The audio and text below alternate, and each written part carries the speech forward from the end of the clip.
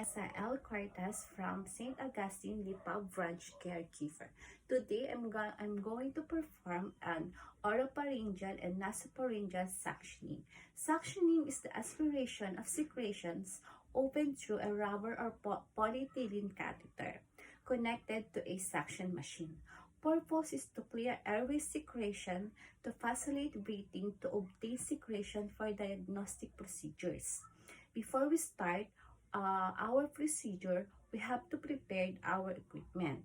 Our suction catheter, sterile gloves, sterile water, large cup, tongue depressor, the face mask, and the PPE.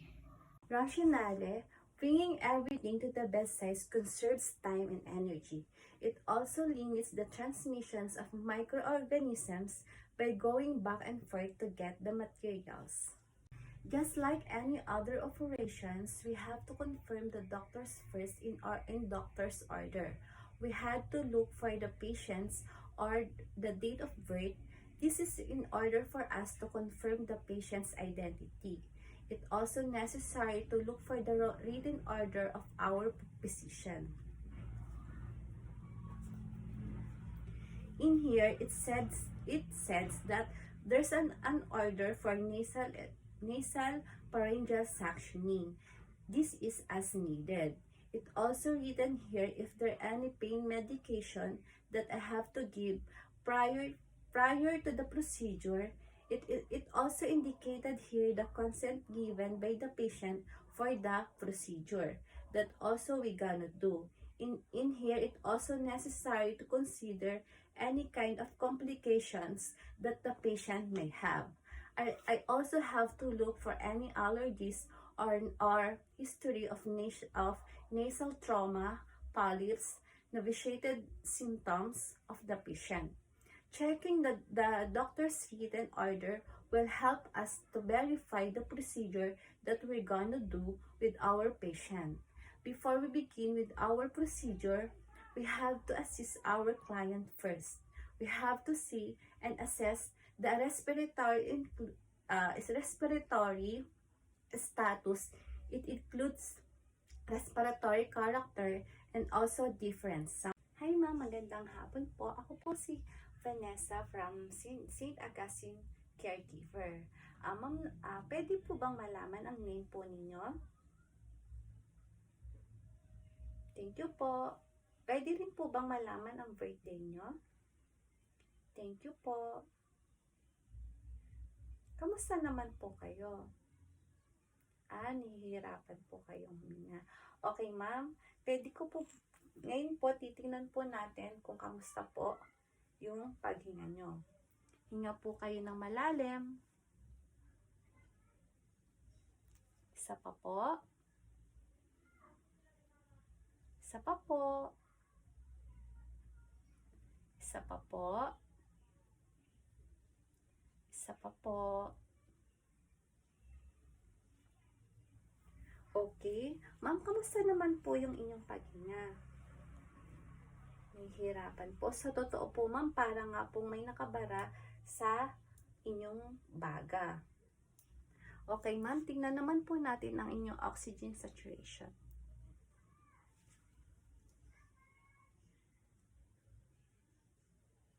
Nasa 88 to 87 lang, ma'am, ang inyong oxygen saturation na which is mababa po yon.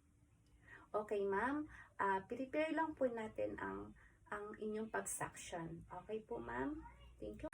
While on suctioning, we had to maintain, to see, and to monitor the heart rate, the blood pressure of our patient. Kapag bumaba ng 20 beats per minute o kaya tumaas ng 40 beats per minute ang kanilang heart rate, kailangan nating itigil ang procedure. Ito ay dahil ang suction ay nagkukos ng hypoxemia and also vagal stimulation. Before we start the procedure, we have to perform hand hygiene. Hand hygiene prevents spread of microorganisms from the caregiver to our client. It's also necessary to prepare the materials and to arrange them accordingly. This is to prevent the unnecessary movements of muscle stretching for the nurse or the caregiver. This will also prevent errors while doing the procedures. Just like any other procedure, we had to identify the client and ensures the right patients receive in the interventions and helps prevent errors. Explanation alleviates fears. Ma'am, dahil nakita po natin kanina na medyo hirap kayo huminga at may narinig po tayong secretion sa lungs ninyo, isasaction po namin kayo. Yung suction po ay mag-i-insert po kami ng catheter sa ilong po o bibig po ninyo para makuha po yung secretions na yon at para mapaglinhawa po ang pakiramdam ninyo. Lower the rail first para mas mapadali ang procedure na gagawin natin. And also, position our client in the semi-Fowler's position dahil dito mapapadali ang kanyang paghinga. Ma'am, iuupo ko po kayo ng position po. Okay. Then, put drape.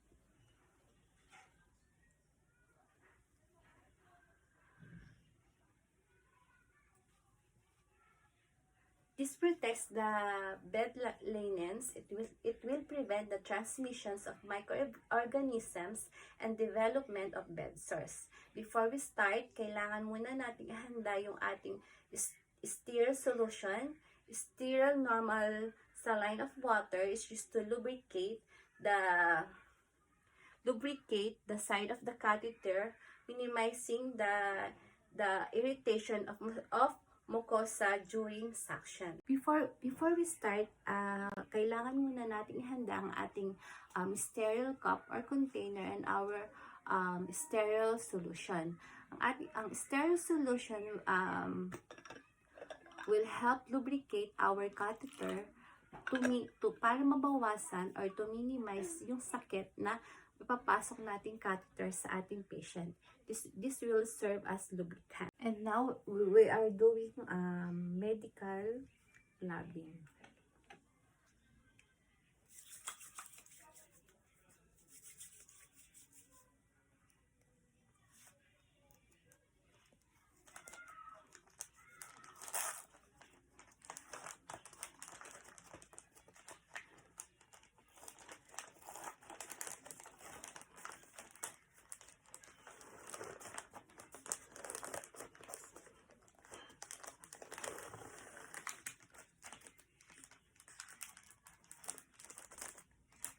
While doing suctioning, we had to consider our dominant-handed. If you're right-handed, stand on the patient right side. If left-handed, stand for the patient left side.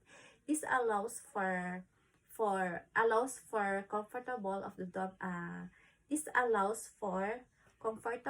dominant hand to manipulate the suction catheter for our gloving.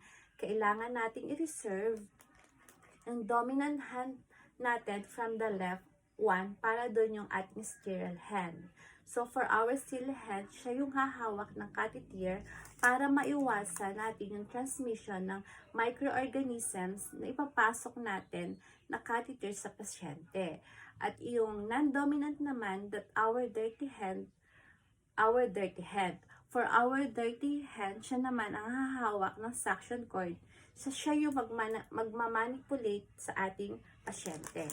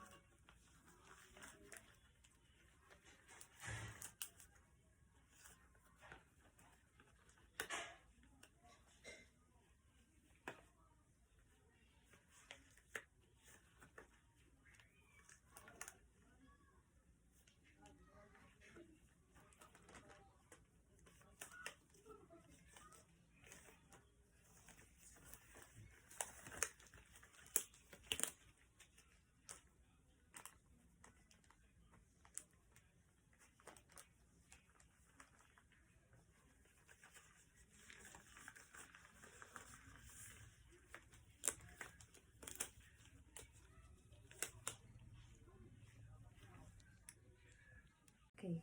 We're gonna hold our catheter, the suction cord, on our dominant hand.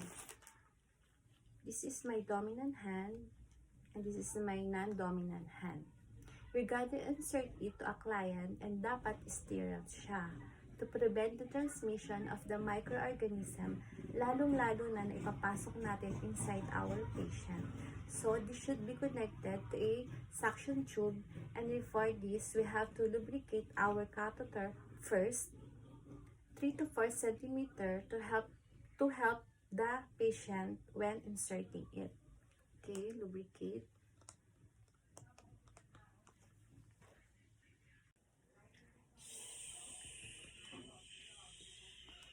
We have to twist it. We have to twist it while removing it or rotate it with our fingers. We have to stir water again. Mom, your secretion is thick and whitey po siya. We're gonna perform nasopharyngeal again. We have to encourage our patient to cough, and we have to maintain to 20 to 30 seconds interval before the suctioning. Ma'am, ubo po. Now we're gonna do our patient mouth. We had to disconnect our cup when non-dominant and then dispose. Okay.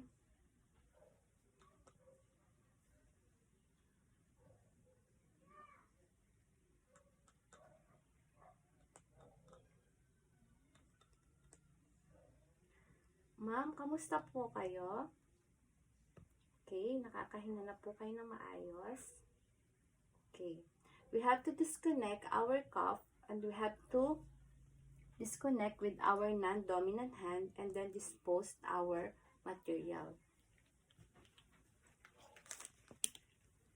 After this, we have to check our patient.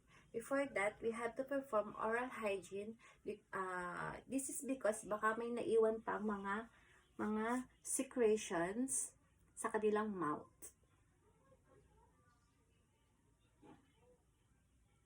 Then, we were gonna dispose our materials and equipment properly to prevent contaminations and also the transmissions of the microorganisms on our patient.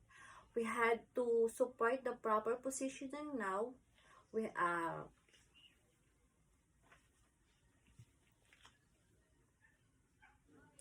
had to support the proper positioning. Now we had to assist our patient for us to know if they need additional suctioning. This will evaluate if the suctioning is effective. For us, okay ma'am, iayos ko na po kayo ng higa. Kamusta naman po ma'am ang pakiramdam nyo?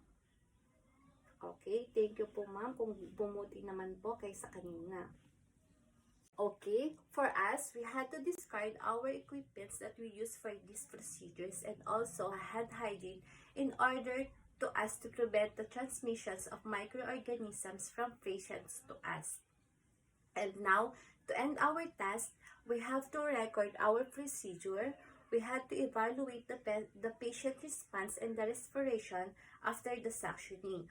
Also, record the color, the amount of the secretions the patient had, and also the pain tolerance that the patient performed while we are doing the procedure. Ma'am, hinga po kayo ng malalim. Isa pa po. Isa pa po. Hinga pa po ng malalim.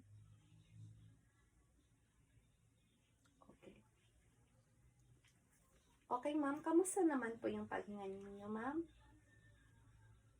Okay. After po ng ating procedure, ay wala na po akong ibang narinig, kundi clear na po yung inyong baga. So now, pwede na po kayo magpagpahinga ng maayos. At kung meron man po kayong ibang nararamdaman, just call us lang po para maagapan po natin or mabigyan po kayo ng karapat-dapat na lunas sa inyong nararamdaman. Thank you po. And after the evaluation, we have to record it in order for us to guide it for the next procedure. Thank you.